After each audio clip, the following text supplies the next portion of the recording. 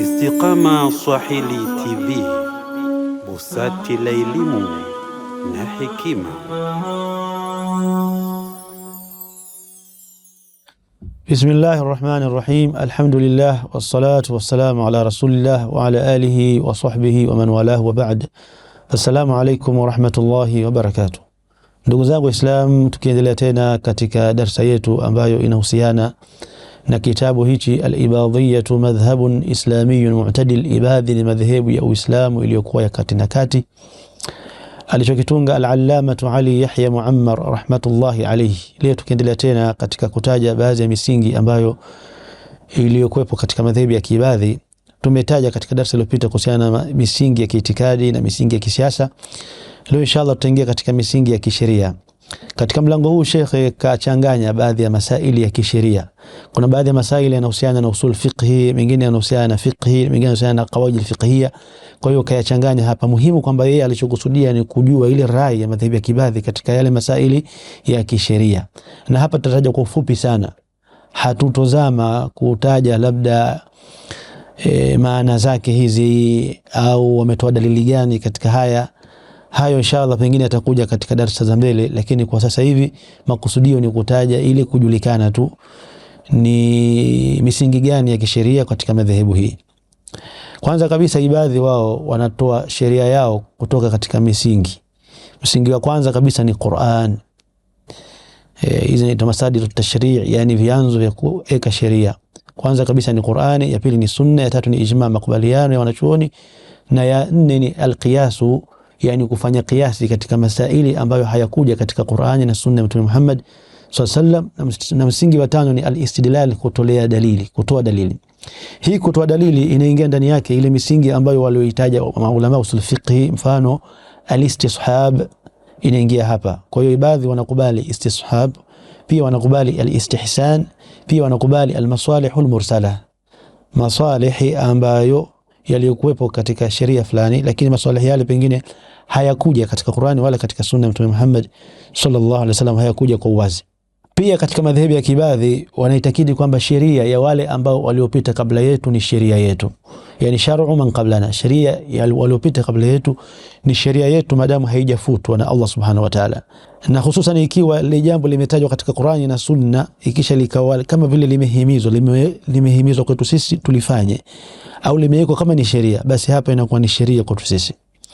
Pia katika madhehebu ya Kiibadhi wanaona kwamba al-ijma'u al-qawli hujjatun qat'iyya, ijma', makubaliano yaliyokuwa wazi kabisa ya kutamka, makubaliano ya matamshi, haya yanakuwa ni hoja iliyokuwa ya wazi, iliyokuwa ya uhakika. Wal-ijma'u as-sukut hujjatun dhanniya, ama makubaliano ya kunyamaza yanakuwa ni hoja ya dhana, si uhakika, yani ni hoja ambayo iliyokuwa si ya kukata moja kwa moja. Na hii kwa wale ambao wanasoma usul fiqh wanajua kwamba kuna ijma' ziko aina mbili, kuna al-ijma' as-sarih na kuna al-ijma' as-sukuti. Ijma' iliyokuwa ya wazi kabisa, yani maulama wote wanatoa tamko lao katika lile jambo, na kuna al-ijma' as-sukuti, makubaliano ya kunyamaza, yani baadhi ya maulama wanazungumza, wengine wananyamaza. Hii pia inaingia katika ijma', lakini ni hoja, isipokuwa inakuwa ni hujjatun dhanniya, ni hoja ambayo iliyokuwa si ya kukata. Pia katika masaili haya al-hadithul ahadi, hadithi ambayo ilipokelewa na watu wachache, hii inakubalika katika madhehebu ya Kiibadhi ikiwa ni sahihi, lakini itatumika katika masail al-a'mal, katika vitendo tu, katika fiqhi, katika matawi ya kisheria. Haitotumika kwa upande wa kiitikadi, kwa sababu itikadi inahitaji kujengwa katika yaqini. Jambo jingine wanasema matendo ya watu wa Madina na makubaliano yao sio hoja kwa wengine. Tofauti hii katika madhehebu ya Maliki, wao wanaitakidi kwamba amalu al-Madina ni hujja au ijma' al-Madina ni hujja, yani makubaliano ya watu wa Madina katika jambo fulani inakuwa ni hujja kwa Waislamu wengine. Lakini kwa madhehebu ya Kiibadhi haizingatiwi kwamba yote, yani wakati wote itakuwa ni hujja au itakuwa ni ijma' kwa Waislamu wote. Pia madhhabu sahabi laysa hujjatan ala ghairi, madhehebu ya sahaba, yani sahaba wanapotamka kitu, ikiwa ni sahaba yeye mwenyewe katamka jambo na ikawa haikuthibiti kwamba masahaba wote wamekubaliana katika jambo lile, basi itakuwa sio hoja.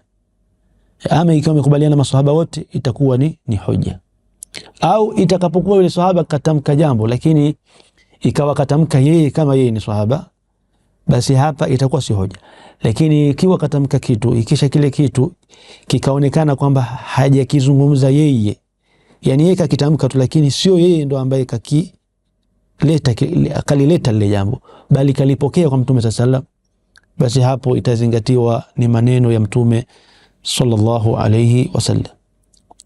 Ikiwa maneno ya Mtume sallallahu yatapingana, ikawa kuna maneno kayatamka na kuna vitendo kavifanya, ni ikawa kuna upinzani, kuna kupinzana baina ya maneno yake na kitendo chake, kitakachotangulizwa hapa, kitakachotangulizwa ni maneno yake, kwa sababu maneno yanakuwa la yahtamil, laysa fihi ihtimal, yani hakuna uwezekano, hakuna shaka. Lakini kitendo yawezekana ikawa kuna ihtimal, kuna uwezekano, labda kafanya hivi kwa sababu hii, kafanya hivi kwa sababu hii, pengine kafanya hivi kwa sababu lile jambo linamhusu yeye peke yake sallallahu alayhi wasallam. Pia Sheikh anasema ma la yatimu alwajibu illa bihi fa huwa wajibun, kile ambacho wajibu hautotimia isipokuwa kwa kitu hicho, basi nacho pia kitakuwa ni wajibu. Pia Sheikh anasema lahum fi ajalati sahaba thalathatu aqwal, katika masala ya uadilifu wa masahaba kwa madhhabi ya Kibadhi kuna kauli tatu, kwamba je masahaba wote ni udul, ni waadilifu, kwa maana kwamba wote ni wacha Mungu, ni wema, na kwamba wote labda wataingia katika pepo. Haya ni masala ambayo yana khilafu kwa wanachuoni, sawa, ipo khilafu.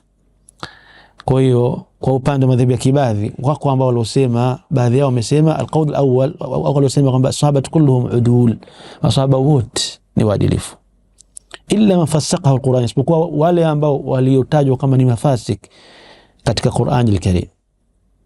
Mfano Allah aliposema ya ayyuhalladhina amanu in ja'akum fasiqun binaba'in fatabayyanu. Pia kauli thani, katika kauli ya pili wako waliosema kwamba sahaba kulluhum udul wa riyatun kulluhum qubula illa fil ahadith almutaalliqa bil fitan, masahaba wote ni waadilifu na riwaya zao zinakubalika katika hadithi za Mtume sallallahu, isipokuwa hadithi ambazo zinaambatana na fitna. Mimman khadha fil fitan, kwa wale ambao walizama katika fitna, kwa sababu inafahamika kwamba baada ya kufa Mtume sallallahu mwanzoni kabisa ilikuwa hakuna fitna baina masahaba, lakini baadaye zikatokezea fitna, ikawa masahaba wanapigana wao kwa wao. Kwa hiyo zile hadithi ambazo zilizokuja baada ya pale, basi zinakuwa zinachukuliwa tahadhari katika kukubalika kwake, kwa sababu zinapokelewa baada ya kutokezea fitna. Kauli ya tatu kwa upande wa masahaba, wako waliosema kwamba sahaba tukaghairihi minan nas, masahaba ni kama watu wengine, man ishtahara bil adala, yule ambaye atajulikana kwa uadilifu kadhalik, basi atapewa hukumu kwamba ni mwadilifu. Wa man lam yu'raf haluhu buhitha anhu, ama yule ambaye haijulikani hali yake, basi atafanywa utafiti katika kujulikana kwamba ni mwadilifu au si mwadilifu. Lakini takriban kauli na haya inshallah tutakuja kuyazungumza pengine katika darasa zijazo kuhusiana na masahaba kwa upande wa madhhabi ya Kibadhi. Ibadhi wanawatukuza masahaba kwa sababu Allah Subhanahu wa ta'ala kawasifu katika Qur'an al-Karim katika aya nyingi sana. Lakini je, masahaba wote ni uadilifu? Hapa ndo kuna khilafu baina ya wanachuoni, si Ibadhi pekee yao, bali wanachuoni wote wanakhtilafiana katika mambo kama haya. Imam Salim anasema amma as-sahabiyyu faqila adlu wa qila mithlu ghayrihi wal faslu بأنه عدل إلى حين الفتن وبعدها كغيره فليمتحن. masahaba imesemwa wote ni waadilifu na imesemwa mithlu ghairihi, ni mfano wa wengine, wal fasl, lakini kauli iliyokuwa ya kukata kabisa ya kuhukumu bi annahu adlun ila hin alfitan, kwamba wao wanakuwa ni waadilifu mpaka pale zilipotokezea fitna, wa baada ya fitna ka ghairihi, atahukumiwa kama watu wengine, falyumtahan, na atakuwa anajaribiwa katika zile riwaya ambazo kazipokea. Pia katika upande madhhabi ya Kibadhi kuna baadhi ya matendo ambayo yanasibishwa kwa Mtume sallam labda kayafanya, lakini kwa madhhabi ya Kibadhi wanaona kama matendo yale pengine hayajathibiti, au kama ilithibiti Mtume pengine alifanya lile jambo baadaye akaliwacha, au limefutwa katika sheria na mengineyo katika ihtimalati, yani katika uwezekano ambao unaweza ukapatikana katika mambo kama yale. Mfano mathalan katika baadhi ya mambo ambayo yapo katika madhhabi ya Kibadhi, alqunutu fi salati, Ibadhi hawakubali masala ya kuleta kunuti katika swala, sawa ni katika sala alfajiri au katika sala nyingine, wao hawakubali kuleta kunuti kwa sababu ni kitu ambacho alikifanya Mtume sallallahu baadaye akakiwacha, wala hakukifanya tena Mtume sallallahu alaihi wasallam. Pia katika mambo ambayo wanayakataa yani baadhi upande wa swala ni raf'ul aidi inda takbiri, kunyanyua mikono, sawa ni wakati wa takbir au katika wakati mwingine katika swala. Kwa madhehebu ya Kibadhi haitakiwi kunyanyua mikono katika swala.